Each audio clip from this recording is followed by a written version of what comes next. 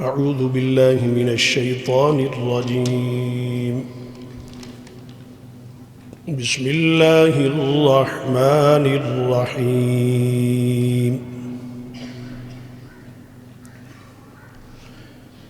يا أيها الناس اتقوا ربكم الذي خلقكم من نفس واحدة وخلق منها زوجها وبث منهما رجالا كثيرا ونساء واتقوا الله الذي تساءلون به والأرحام إن الله كان عليكم رقيبا. صدق اللہ العظیم. قابل صد احترام مکرم حاضرین گرامی، سامعین محترم،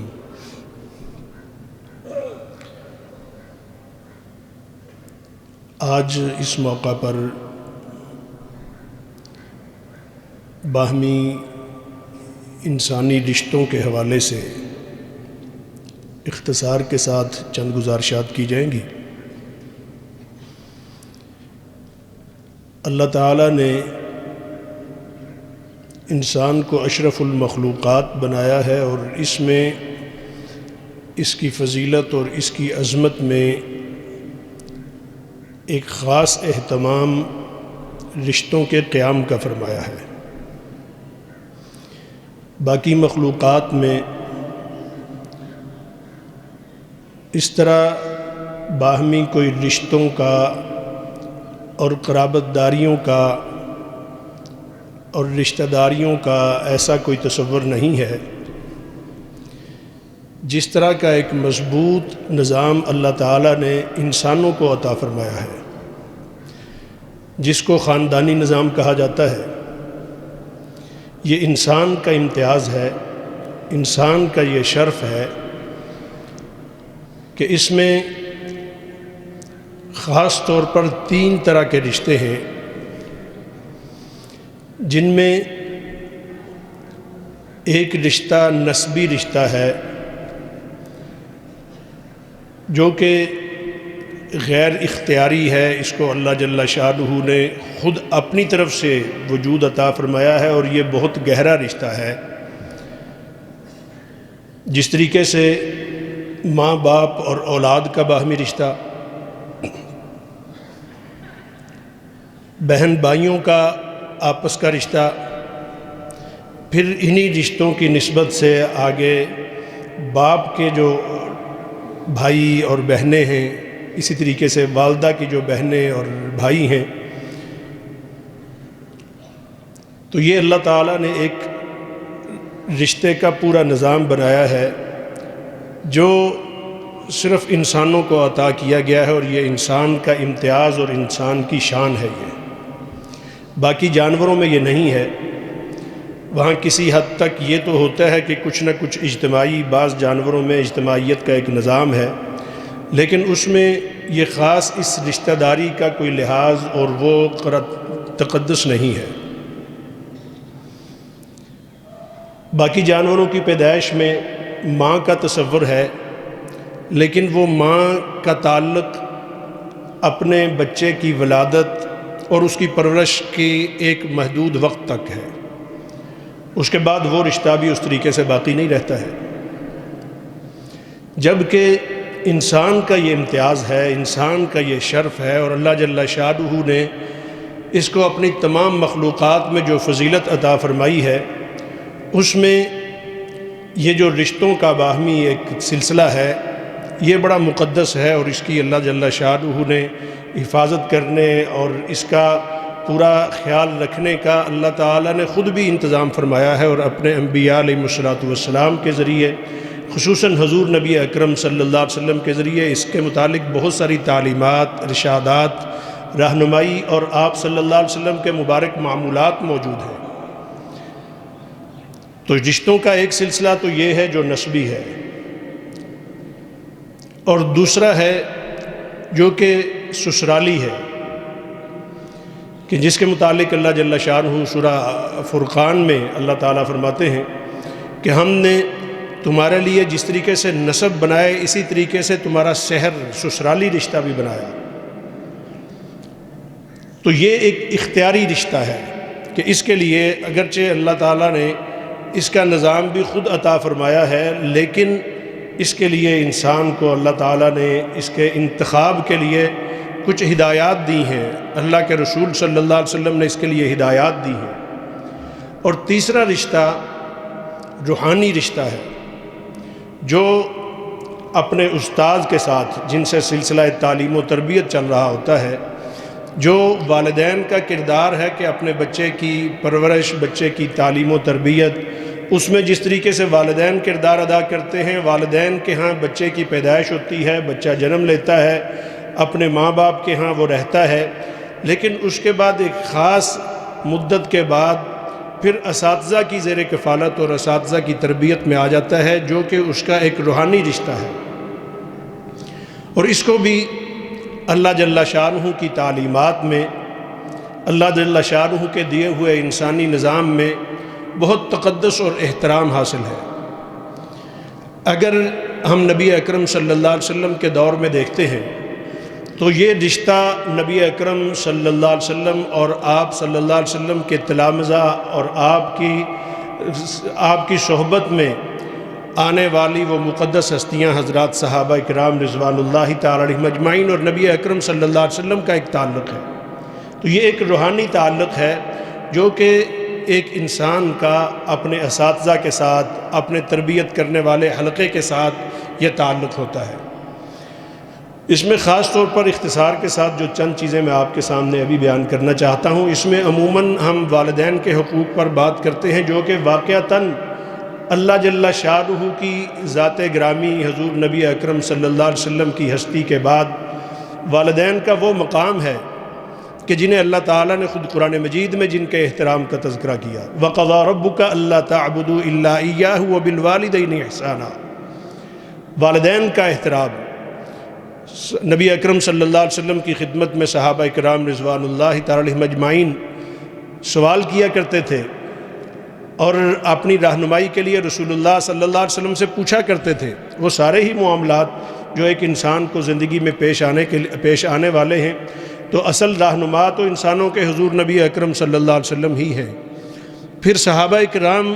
کو یہ شرف حاصل ہے کہ وہ جہاں بھی رہنمائی چاہیے ہوتی تھی وہ رسول اللہ صلی اللہ علیہ وسلم سے پوچھ لیا کرتے تھے، اور امت مسلمہ پر اور پوری انسانیت پر حضرات صحابہ کا اور رسول اللہ صلی اللہ علیہ وسلم کے شاگردوں کا یہ احسان ہے کہ انہوں نے براہ راست رسول اللہ صلی اللہ علیہ وسلم سے پوچھ لیا، اور جس سے پوری انسانیت رہنمائی حاصل کر رہی ہے۔ یہ ان کی شان اور ان کی فضیلت ہے کہ وہ پوچھ لیا کرتے تھے۔ ایک صاحب نے پوچھا، یا رسول اللہ صلی اللہ علیہ وسلم،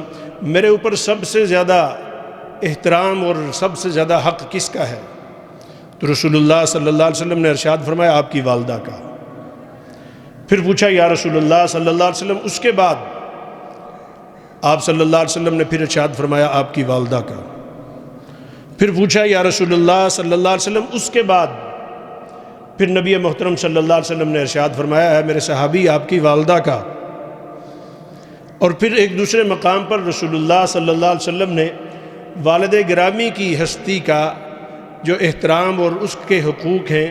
اس کو پھر مزید تفصیل کے ساتھ اور بڑی اہمیت اور فضیلت کے ساتھ رسول اللہ صلی اللہ علیہ وسلم نے علیحدہ سے بیان فرمایا ہے۔ آپ صلی اللہ علیہ وسلم نے فرمایا کہ جس نے اپنے والد کو راضی کیا، اس نے گویا کہ اپنے رب کو راضی کیا، اور جس نے اپنے والد صاحب کو ناراض کر لیا، اس نے اپنے رب کو ناراض کر لیا۔ تو یہ والدین کے حقوق ہیں، یہ والدین کا مقام ہے۔ تو والد صاحب کے حقوق میں رسول اللہ صلی اللہ علیہ وسلم کی خدمت میں ایک صحابی آ کے عرض کرنے لگے، یا رسول اللہ صلی اللہ علیہ وسلم، میں قلیل المعاش اور مختصر روزگار کا حامل ہوں، اپنی جو بھی کمائی ہوتی ہے روزمرہ کی یا ماہانہ کی، اپنی ذاتی ضروریات پوری کرتا ہوں، بچوں کا پیٹ پالتا ہوں، گھر بار کا نظام چلاتا ہوں، تو والد صاحب کی خواہش ہوتی ہے کہ والد صاحب کو بھی کچھ دوں۔ تو نبی محترم صلی اللہ علیہ وسلم نے اس پر کوئی لمبی چوڑی تقریر نہیں کی، اور آپ نے کوئی تفصیلی اس پر کوئی فلسفیانہ کوئی بات نہیں کی۔ رسول رحمت صلی اللہ علیہ وسلم تو مختصر بات فرمایا کرتے تھے، اور اصول اور قانون بیان کیا کرتے تھے رسول اللہ صلی اللہ علیہ وسلم۔ آپ کی باتیں انسانیت کے لیے اصول اور قانون کا درجہ رکھتی ہیں۔ نبی پاک صلی اللہ علیہ وسلم نے فرمایا کہ اے میرے صحابی سنو، انت و مالک لابیک،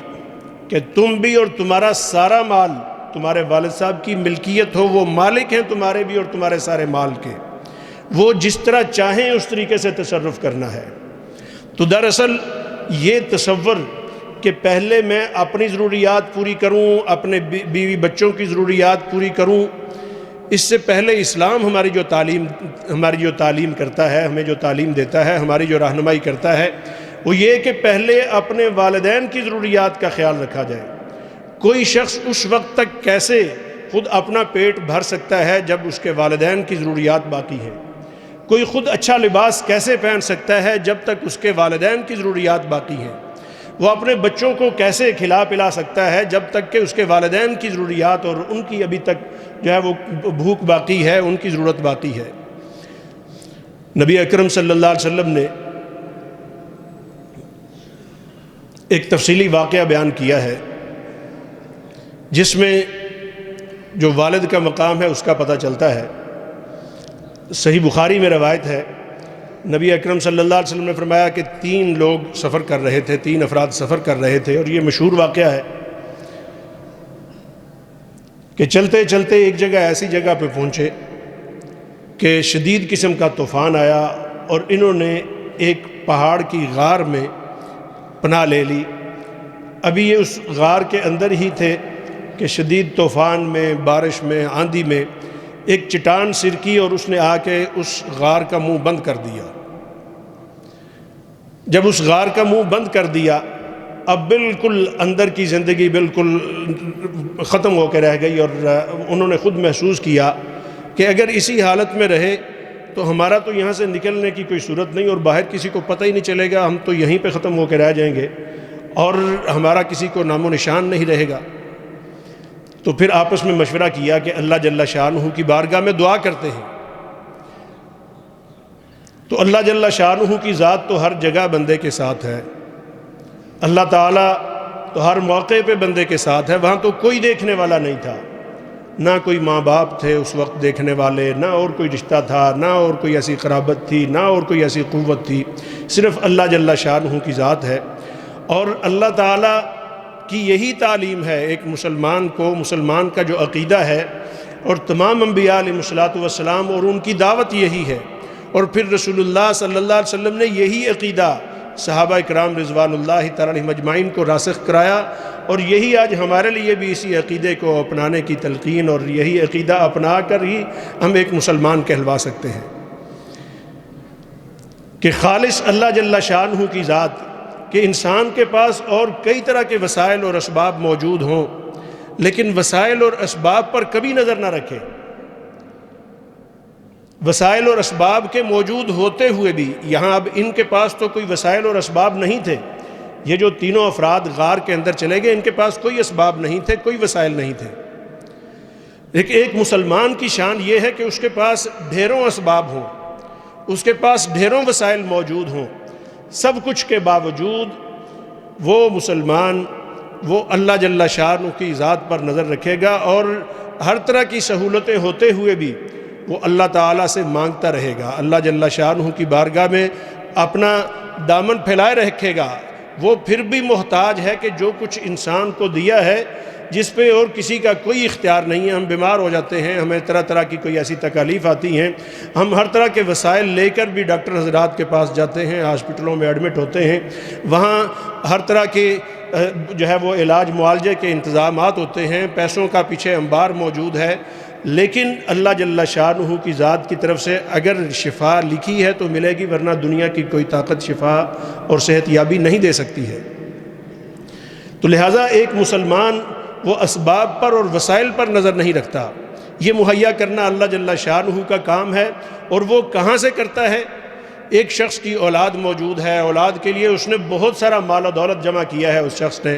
بڑھاپے کو پہنچتا ہے اور جوانی بھر وہ یہی کوشش کرتا رہا کہ میری اولاد کے پاس یہ وسائل ہونے چاہیے، میری اولاد کا بینک بیلنس ہونا چاہیے، میرا اپنا بینک بیلنس ہونا چاہیے، میری اپنی بڑی پراپرٹی ہونی چاہیے۔ کیوں؟ اس لیے کہ کہیں کسی مشکل وقت میں میرے کام آئے گی۔ اللہ جل شانہ کی ذات پر اگر اس کا بھروسہ اور توکل نہیں تھا تو ایسے لوگ میں نے بھی اور آپ نے بھی دیکھے ہیں۔ پہلے ادوار میں بھی مثالیں موجود ہیں اور آج بھی مثالیں موجود ہیں۔ اس کا سارا مال و دولت اور اس کی اولاد کے زندہ ہونے کے باوجود وہ شخص ایڑیاں رگڑتا رہتا ہے اور کوئی اولاد اس کی طرف توجہ نہیں دیتی اور اس کا کمایا ہوا مال اس کے کام نہیں آتا۔ اور جب وہ اللہ جل شانہ کی ذات پر نظر رکھتا ہے تو پھر یہ ضروری نہیں کہ وہ اولاد اور وہ اس کا اپنا کمایا ہوا مال و دولت ہی کام آئے، پھر اللہ جل شانہ اسباب اپنی طرف سے مہیا کرتے ہیں۔ اور پہلا حق تو ظاہر ہے اولاد کا ہے کہ بلکہ اولاد کا ہی حق ہے کہ اپنے والدین کی ضروریات کو پورا کرنے کے لیے، اپنے والدین کو سہولتیں مہیا کرنے کے لیے وہ اپنا تن من دھن جو کچھ بھی اپنے پاس ہے والدین کا دیا ہوا ہے یا نہیں۔ ظاہر ہے اس کی اپنی ہستی اس کے والدین کی محتاج ہے، اس کے والدین کی مرہون منت ہے۔ تو لہٰذا والدین کا جو مقام ہے، ماں باپ کی جو ہستیاں ہیں، ان کے لیے اپنی ہر چیز قربان کر دینا اور ان کی خدمت میں لگے رہنا۔ اب یہاں وہ تینوں افراد جو اس غار میں آئے ہیں وہ آپس میں مشورہ کرتے ہیں کہ اللہ جل شانہ کی بارگاہ میں ہم پیش کریں تو کیا کریں، دعا کرتے ہوئے کیا کریں۔ یہ طے کرتے ہیں کہ جس نے جو بھی کوئی نیکی کی ہے اپنی زندگی میں، جو بھی ہمارے نیک اعمال ہیں انہیں اپنے رب کی بارگاہ میں پیش کرتے ہیں۔ ہمارا رب وہ دیکھ رہا ہے ہمارے کیے ہوئے نیک اعمال جو خالص، جس میں زندگی میں کبھی بھی کسی طرح کی کوئی ایسی ریاکاری نہیں آئی، تو ایسے اعمال اپنے رب کی بارگاہ میں پیش کرتے ہیں۔ اس سے اللہ تعالی ہمارا مشکل کشا ہے، وہ اس مشکل سے ہمیں ضرور نجات عطا فرمائے گا۔ جب انہوں نے اس یقین کے ساتھ دعا کی، پہلے ایک شخص نے اپنا عمل پیش کیا اللہ تعالیٰ کی بارگاہ میں، وہ تفصیلی حدیث ہے، اس کو بیان کرنے کا بھی موقع نہیں ہے۔ تو ان میں ایک شخص نے کہ جو بکریاں چراتا تھا اور شام کو جب گھر آتا تو سب سے پہلے ان کا دودھ دھو کر اپنے والدین کو پلاتا، اس کے بچے، اس کے گھر والے، وہ سارے انتظام وہ اس کے بعد پیتے، پہلے وہ اپنے والدین کو پلایا کرتا تھا، بوڑھے والدین ہیں۔ ایک روز وہ گھر لیٹ آتا ہے، جب دیر سے آتا ہے اس کے والدین سو چکے ہیں۔ اب اس کا زندگی کا معمول تھا اور والدین کا احساس تھا، حالانکہ یہاں اگر وہ اپنے والدین کا انتظار کیے بغیر اپنی اولاد کو پلا دیتا تو شریعت اس کے لیے کوئی کسی طرح کی ایسی ممانعت شریعت کی طرف سے نہیں ہے، بلکہ بچے رو رہے ہیں، بلک رہے ہیں، اس کی ٹانگوں کے ساتھ چمٹ رہے ہیں۔ اس کے باوجود وہ اللہ تعالیٰ کی بارگاہ میں عرض کرتا ہے کہ اے اللہ میرے ماں باپ کے ساتھ جو محبت ہے وہ بڑی خالص تھی۔ اے اللہ اس موقع پر میں نے اپنے ماں باپ کے لیے میں ساری رات اب دودھ لے کر جو والدین کو پلانا تھا اور جو میرا معمول تھا وہ لے کے اپنے ماں باپ کے سرہانے میں کھڑا رہا، اور جب تک وہ سوئے رہے ہیں مجھے یہ برداشت نہیں تھا کہ اپنے ماں باپ کو میں جگاؤں اور ان کی نیند میں خلل اندازی کروں۔ اب آپ دیکھیے ماں باپ تو سکون کی نیند سوئے ہوئے ہیں، بھوک، پیاس، تکلیف یہ انسان کی نیند اڑا دیتی ہے، انسان کو سونے نہیں دیتی۔ تو پتہ چلتا ہے کہ والدین کو بھوک کی اور پیاس کی اور دودھ کی وہ شدت سے ضرورت نہیں تھی، وہ سوئے ہوئے ہیں استراحت کی نیند، لیکن اس کے باوجود یہ شخص کہتا ہے کہ یا اللہ والدین کی محبت اور ان کا احترام، ان کے ادب کا تقاضا جو میں نے اپنے دل میں بٹھایا تھا، مجھے اپنے روتے ہوئے بچوں کو میں نے چھوڑ دیا لیکن اپنے ماں باپ کے لیے دودھ لے کر میں کھڑا رہا، جب والدین جاگے تو انہیں پلایا، یا اللہ ماں باپ کی محبت میں اور تیری رضا کے لیے۔ تو وہ چٹان سرکی اور ان لوگوں کے لیے راستہ بنا۔ حاضرین محترم، ماں باپ کا جو مقام ہے، جو احترام ہے، جو ان کی عزت ہے، آج ہمارے معاشرے میں بے اعتدالیاں پائی جاتی ہیں۔ ابھی ہم سمجھتے ہیں ہم نے بڑی ترقی کر لی، ہم مہذب ہو گئے، ہم بڑے اوپر چلے گئے اور ہم نے بڑا جو ہے اس زمانے کو ہم نے مسخر کر لیا، لیکن نہیں، ہمیں جائزہ لینا ہوگا کہ اخلاقیات میں اور رشتوں کے تقدس اور احترام میں، ماں باپ کے حقوق میں اور باقی رشتوں میں، جن کی طرف ابھی بعد میں انشاءاللہ العزیز تفصیل سے جائیں گے۔ آج اگرچہ والدین سے متعلق بیان کرنا اس موقع پر مقصود نہیں تھا، اس کے بعد بہت ساری وہ احادیث ہیں جو ہماری عائلی زندگی کے باقی رشتوں کے حوالے سے ہیں، انشاءاللہ العزیز ان کو اگلے کسی مرحلے میں بیان کریں گے۔ لیکن ابھی یہ دیکھنا ہے کہ ہم اپنے ان رشتوں کے معاملے میں ہم کس حد تک سنجیدہ ہیں، اور اسلام جو ہمیں تعلیم دیتا ہے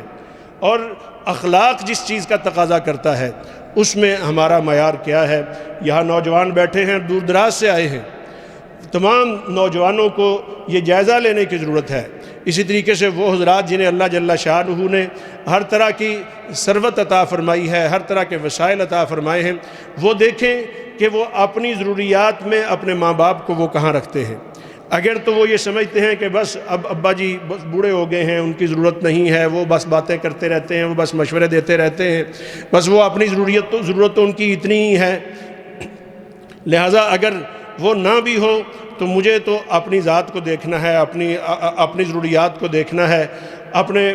بچوں کو جو میرا مستقبل ہے میں نے ان کو دیکھنا ہے، اور اپنے باپ سے